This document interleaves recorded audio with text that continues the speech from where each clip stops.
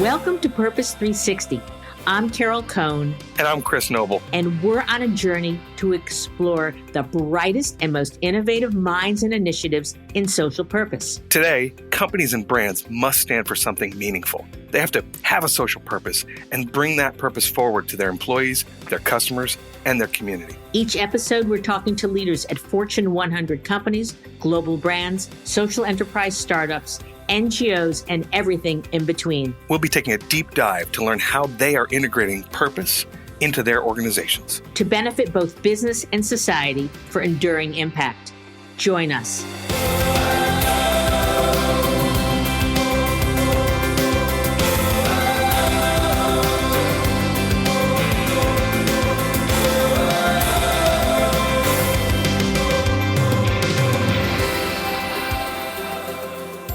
Welcome to Purpose 360.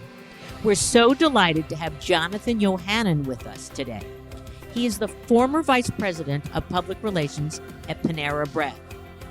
Since we taped this interview, John was lured to the big city, New York, to become Senior Vice President of Integrated Communications at Kind. Both wonderful companies, but it's too early to interview John about Kind. So we asked his permission if we could air the Panera segment, and he said absolutely. Of course, he did check with the folks at Panera. So Jonathan, can you tell us a little bit about your background, what you do, and about your work at Panera?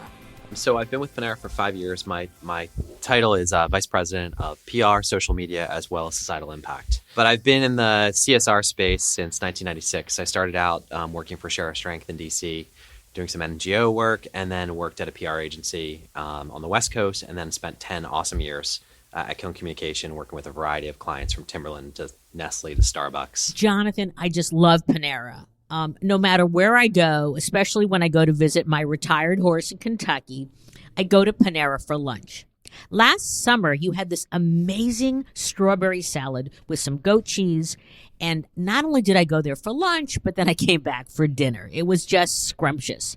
Panera's philosophy, food as it should be. It permeates everything that you make, the feeling in the store.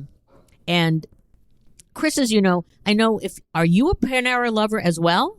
I am actually a Panera lover. So it's our go-to spot when, juggling kids and moving through the world like you do.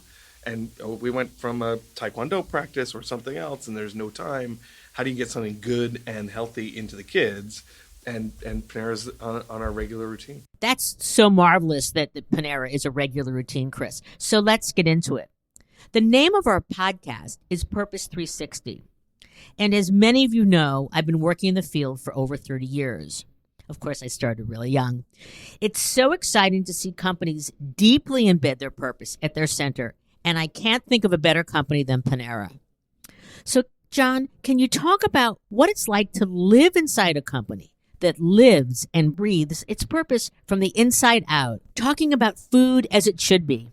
Honestly, for me, it's a playground. And so being able to be in-house and actually have an influence on policy and to be with a company that truly, and I think if you do talk to executives around the business, it's like, how do we do right by our own families and our own kids so that the policies and the decisions and the food that we serve, we want to make sure that we're proud of it. And our founder, Shaich, who, he would say, this isn't a 5-year thing, a 10-year thing. This is who we've always been.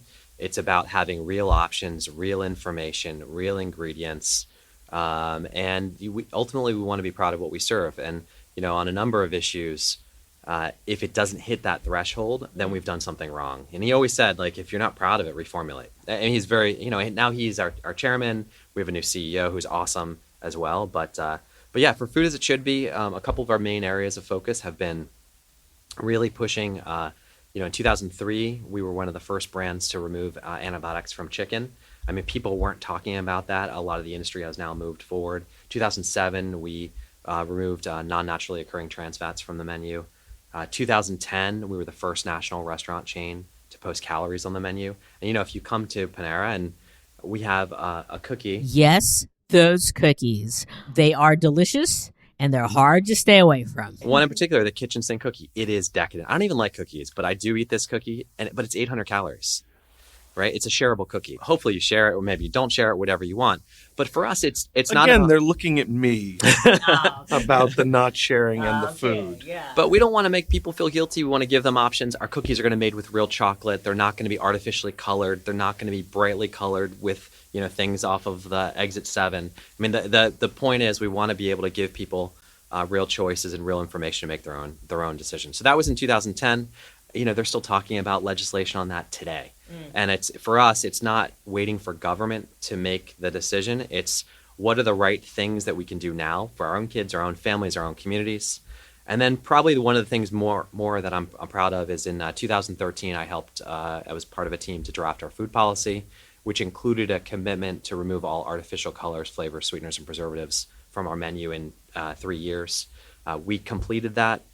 And then last year, from a transparency perspective, we became the first national restaurant chain to post added sugars and calories at point of pour for beverages and on the physical cup itself. And we also don't just do that in grams, we do it in teaspoons because, as we would say, the only people that know grams are drug dealers. Like we want to be able to give it in something that a consumer can understand. So if you're getting a full calorie cola, Godspeed. Like I'm not going to judge you. I drink cola, from time to time, but there's 17 teaspoons of sugar. You should know that. Right. And we want to be able to give you options and to make that choice.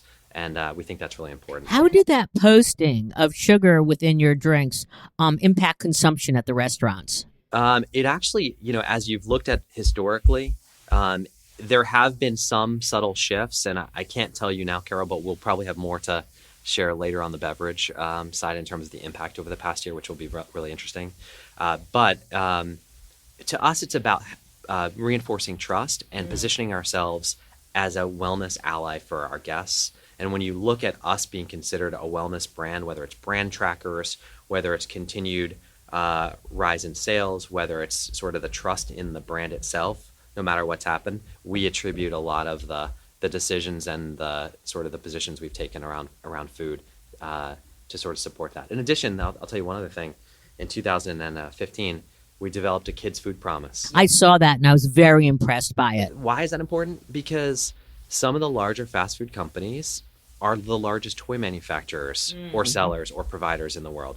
We don't think that there should be a nag factor or that you should be making profits by getting kids to come into cafes in that manner.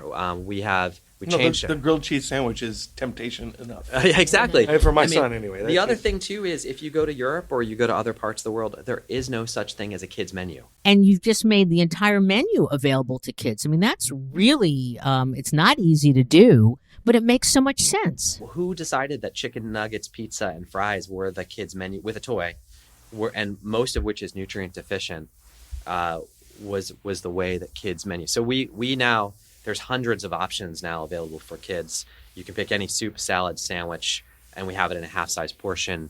It's just a way of sort of exposing kids to different kinds of foods. And hey, my kid loves the mac and cheese. She's going to continue to love the mac and cheese. She also loves salad with no dressing. So it's like, let kids be picky and let's embrace that and not entice them with, sugary beverages and toys. And the other big thing on that, Carol, we don't attach beverages. There's a lot of profit in the beverage side of things. And for us, we feel like giving a kid a drink to go and point them to a fountain isn't necessarily the way that we want to sort of attach to that. It's more about providing a free water glass, which we do, and giving people the option to either add it or not, and parents the option to either add it or not to the food menu. So that's a big commitment. I mean, it's what you do. Food as it should be. Simply said, that's how you perform. That's seeing as a consumer and as well as an outsider looking in that your purpose is at the center of your decision-making lens. So a question, John. Did you get any feedback from colleagues as you were trying to develop these policies and programs? It couldn't have been, let's just do it. No, I mean, I will say it's challenging. I mean, when you look at 2014, when we committed to remove all of artificial additives by the end of 2016, there were many internally and externally that were like, well, are you going to wake up the sleeping giant? Do people already think they're getting a salad and the dressing Why tell them that there's an artificial additive in it or a preservative? Why make them feel, and it's not coming out for 2 years. But for us, it's the trust factor. It's being able to sort of be honest and say, we're on this journey. We are far from perfect, Carol. And I will tell you that, yeah, there's pushback, and unless you stand, and you know this, you taught us this, unless you stand for something, and if you don't get criticism, you haven't stood for anything. So how did you convince your colleagues with the 2-year timeline that this was the right thing to do? Of course it was going to be hard, but retail is every day. It's instantly. It's quarters. It's not 2 years. I mean, I will say we had full support of our chairman and CEO, well, now chairman, but and I think the culinary team was already moving in this direction for simpler ingredients. I think they saw the impact on taste, on quality, and having an elevated experience. We wanted to sort of aspirationally serve things you could find and the ingredients you could find in your home pantry. You shouldn't need a dictionary to be able to figure out what the ingredients are. So for us, we knew that it was right by consumers, and this is sort of the thing that sort of I think drives a lot of the decisions we make, whether it's on kids menus or transparency, it's the 80-20 rule. And are you on the 80% support of moms and kids and guests? There isn't a single guest that said, God, I really wish I had that artificial red dye and artificial preservative back in that cookie. No, it's not. So for us, it's here's the preservative bar. Yeah. Just off to the side. You can add them later. Exactly. Would most people agree that you're advocating for something that you wish the entire industry would do? Right. And those are kinds of the positions we've been taking. So that gives good insight on how you sort of embrace the philosophy, how you bring the consumer in, and then how you drive it to management buy-off. You also created a great marketing campaign around it once you committed to that position. So can you talk a little bit about that? Yeah, sure. I think the key was simpler ingredients. And sometimes when you think of clean, it could be running a TV spot, which we did in a digital spot, which was our roasted turkey. It's salt, pepper, olive oil. Right. It's simply made, and I think us being able to explain that. So there was some of that. In addition, we took some stands. We developed a no-no list, which was essentially a list of all of the artificial ingredients that would be coming out of our menu. And when you think about menus, and there's different brands, and I have a huge respect for my colleagues or brethren at Chipotle as an example, but they have a smaller menu. We have 460 ingredients. And it changes. So, and an ingredient could be a salad dressing, which by the way has 6 sub-ingredients. Right. So it was an incredible amount of collaboration with our suppliers, with our food team. Sarah Burnett on who our director of wellness, drove a lot of the development of this over time.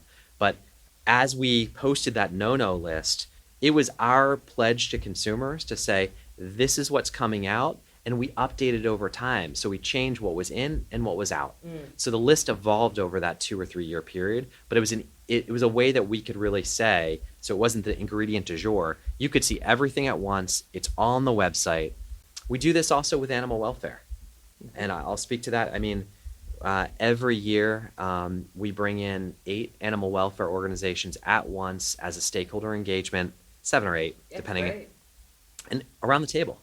And we agree on some things, we don't agree. We might agree on plant-based proteins. There may be certain positions around animal welfare we think that we can, but it's a way for us to get insights on what matters, where to focus. And that what matters is the thing that keeps getting instilled within this. You can't do everything. So what are the 2, 3, 4 things? But back to the transparency thing, you can go to our website and see how many pounds of proteins, animal proteins we buy, what percentages against specific commitments, whether that's gestation crate free, whether that's our cage free egg commitment, where we are against that.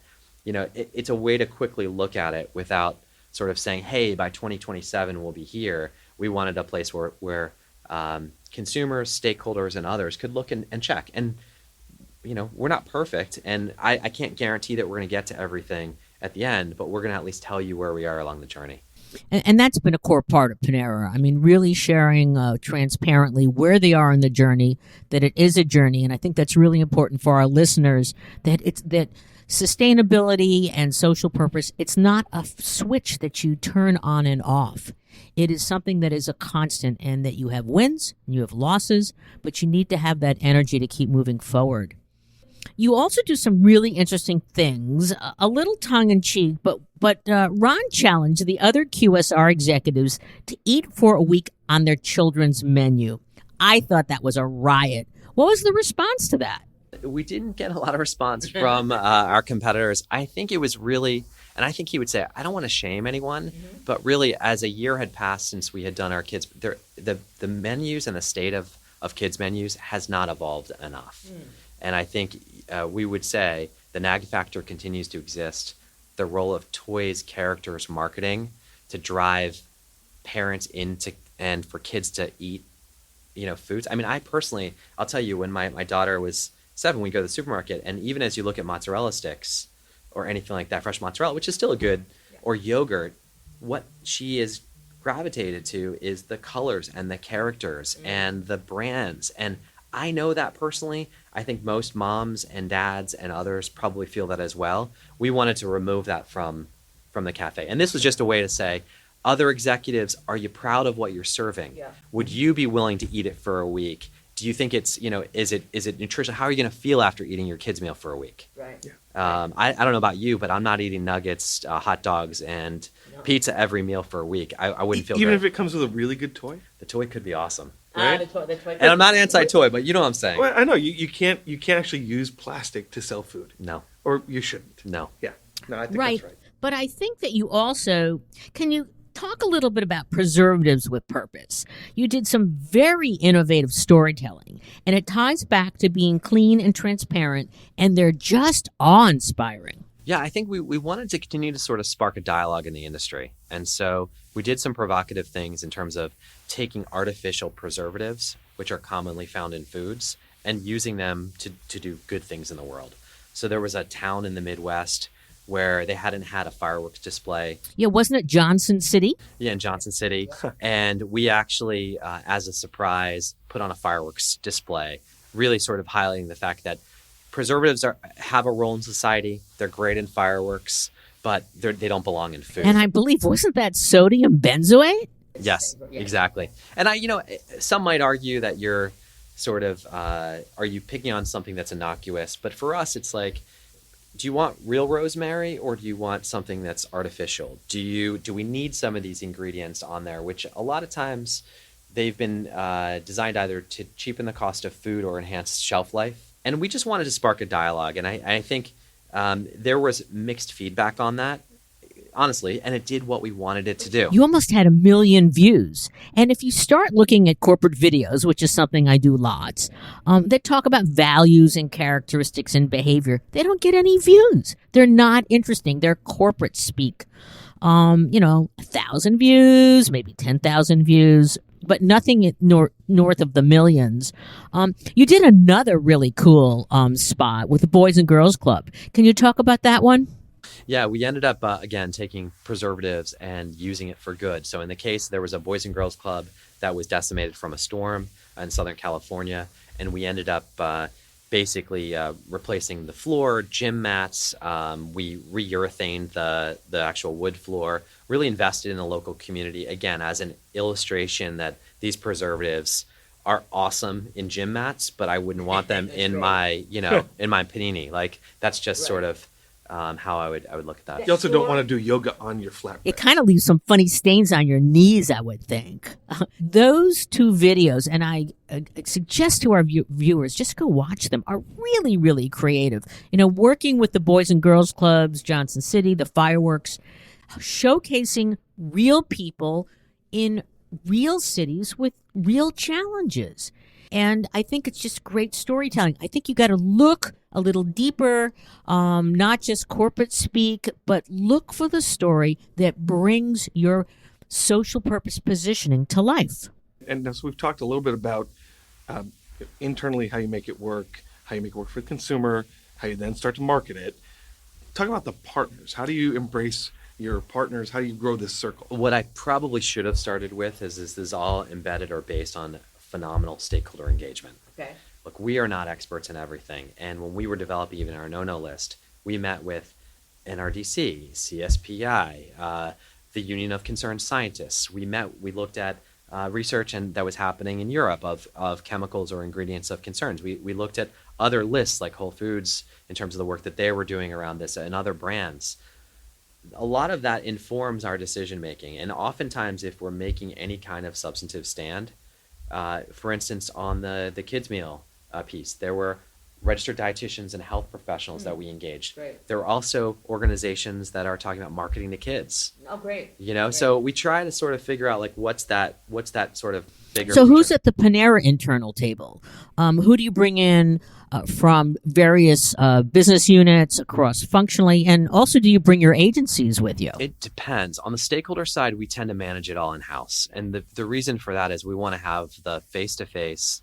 And I also find that I know we talked about the animal welfare groups coming to us. Most of the time we go on the road. You do. We visit. Yes. And I think it shows a respect for the organizations.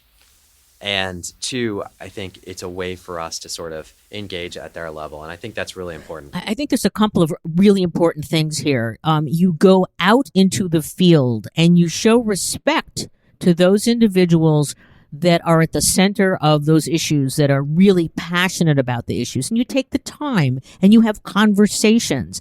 And it's very, very relational, which is part of the Panera brand and experience. It's not just come in and go out, but sit here and have a, relax with the family, do your work. It's a wonderful environment. Again, it's food as it should be. When it was grown on a farm, it was relational, and it was hard work, and there was community, and that's what is a core to food as it should be. And, a lot of these issues are gray. Whether it's animal welfare or whether it's, and sometimes, I'll give you one example. We looked at GMOs, and, I don't have all the answers. We all have a personal view of it. But given that we are a U.S. domestic company, the role of GMOs in soy, like embedded into the food supply. But on that particular note, we had a day stakeholder session maybe 2.5 years ago, and brought in, Monsanto and Gary Hirschberg from and Cornell, and it's the type of thing. In that particular instance, we had a whole host of internal stakeholders from supply chain to culinary, because they want to know. They too have a passion for food and want to understand. So on some cases, it's cross-functional, whether it's on, food or other areas, and other times it's a one-on-one basis to say, hey, we're thinking about doing this. Are we crazy? What are we missing? Would you support this if we went out publicly? Where are the pitfalls? So we know before we make any kind of commitment what we think we're going to get. And again, we know we're going to get criticism. It's just part of the deal. And it's okay as long as the intent is right. But you're showing your character. There's a humility there. There's an unknowing. There's a deep desire to develop relationships.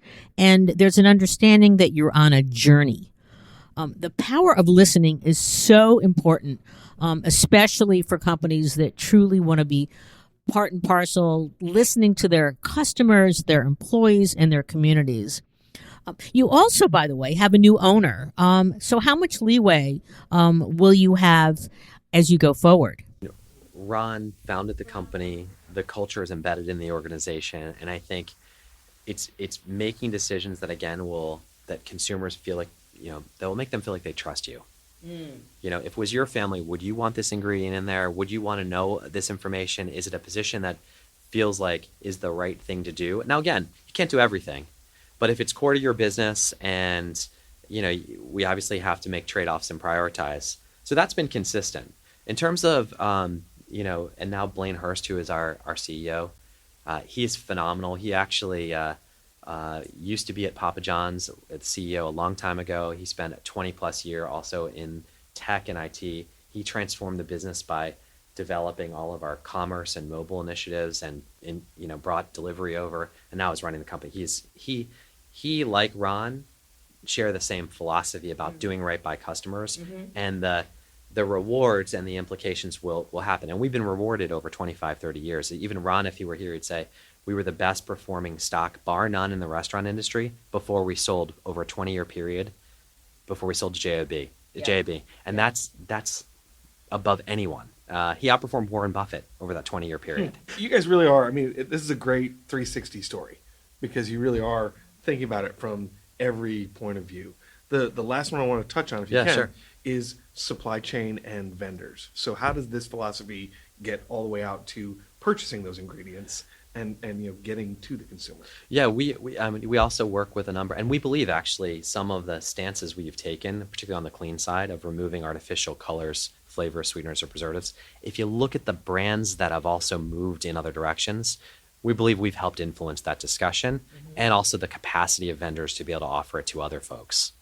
So I think that's all ships rise. Like, we love that. The fact that, Pizza Hut and other brands, McDonald's is even taking preservatives out of nuggets, and other brands are moving in that direction, even at different speeds, is a very good thing. So I think as you look at the clean, our position over that 3 years of pulling out those ingredients, I believe there's only one vendor that we stopped working with out of the, countless vendors that we engage with, and it's a partnership. They want to. The thing about in the food industry, and again, I'm not on the supply chain side, but if you want a blue tomato, they'll work with you to find a blue tomato, right? So I think it's, as long as it's within reason, and also on the farming side, it's a little bit more of a sensitivity, right? We're not farmers, so we have to have a really good collaboration with agricultural groups and learn from, and to figure out like what makes sense. So it's sort of this 360 stakeholder approach, and then also being realistic about, beef, they don't grow in like 3 months. It's a long life cycle process. Some things can happen quicker than others, just based on the realities of agriculture and crops and how they change. So. And how about plant-based? There's a lot of momentum beyond entrepreneurs creating all sorts of plant-based products. So what are we going to see in the future of Panera and plants? I think, as you look at it, we know the impact in terms of environment, health, human health, and sustainability. There's no question there's a connection. We actually introduced last year. Do you know this? You can search the menu by plant-based items. I didn't know that. That's incredibly innovative and forward-thinking. And kiosk and mobile represents 1.3 billion of sales last year, and will be 2 billion by the end of this year. Really? It's a significant part of our business, and that includes going in to order at the kiosk, but primarily now ordering from your mobile phone or from the web. I can order from my mobile phone, and 3 weeks out, I can pick a bookshelf anywhere at a Panera in America and have it there within a 10-minute window. So, and I think the ability to be able to get the food you want of quality in a window that works for you, and at mobile and web particularly, you can take off ingredients, you can sort by plant-based, you're able to sort of adapt the menu to eat the way that you want. And then you have home delivery now, and it's your own delivery system. That blew me away. It's not using Grubhub or somebody else. Why did you make that decision? Couple of reasons. One is, and we hired 13,000 drivers over the past a year and a half or so. But the reason for it, one, we wanted to be able to provide the level of service that you'd expect from coming to a Panera. So having our own drivers made a lot of sense. The geography of where we go, and also the volume that we do at lunch would make it very difficult for third parties to provide. And plus, we want to maintain the quality of the customer relationship and not have necessarily an intermediary. Half of our guests and customers are on the My Panera card. We have 30 million My Panera members. We serve 10 million people a week. And being able to have that sort of one-to-one relationship with our guests, whether it's information, learning from them about new menu items, being able to listen to what they hope or their hopes for the brand in the future, because they ultimately own the brand. That's so well stated. We're so sad that we're going to end this discussion soon. We could certainly go on forever. So what else would you want to share with our listeners? What haven't we asked you? Any additional insights? I think it's, really being focused on the customer. And, and the other thing, if you're internal, it's focus on what matters. And oftentimes it's one or two things for a year. It's not getting 100 little things done. It's really being hyper-focused on where you can have the most influence, what's most meaningful to your business with the multitude of stakeholders, and staying on it. Like, don't get off of it. And I know it's tempting with the myriad of issues you can imagine, sustainability, to say, hey, we got to do this, we got to do this. And I'm not saying that they're not worthy. A lot of things are worthy, but you have to stay focused if you're really going to make a meaningful difference for your brand. So my last question is going to put you on the spot. I hope you don't mind. I think our, over a decade relationship will allow me to do this. How do you feel as an employee, as a colleague working for Panera, but also as a parent? I'm incredibly proud. I have to tell you, a lot of stuff, which, I can't tell you what's happening in the next 6 to 12 months. We have some cool things happening, but I do run it by Sierra. And I say, hey, you know what I'm working on? And, there are some things this fall that I am incredibly proud of that we're going to do. And that's what keeps me there. It's a playground, being able to really sort of sell in ideas, work with like-minded, committed people in different disciplines, whether it's supply chain, culinary, our leadership, to really drive change. And but at the same time, drive the business. We're growing, we're doing really well, but also we can have an impact that makes me feel proud and good to be at Panera. I've heard that playground story from another individual we recently interviewed. When you have great leadership that is integrating purpose from the center of the company outward, and they're living and breathing it in a highly authentic way, no day is the same.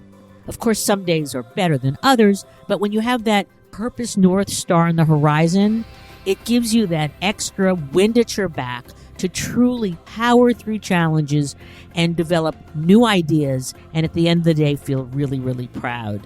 So I can't wait to utilize your lunch delivery. I'm going to wait, for the summer, because I really want that strawberry and goat cheese salad. And I'd like to leave today with our question for our listeners that we ask all the time.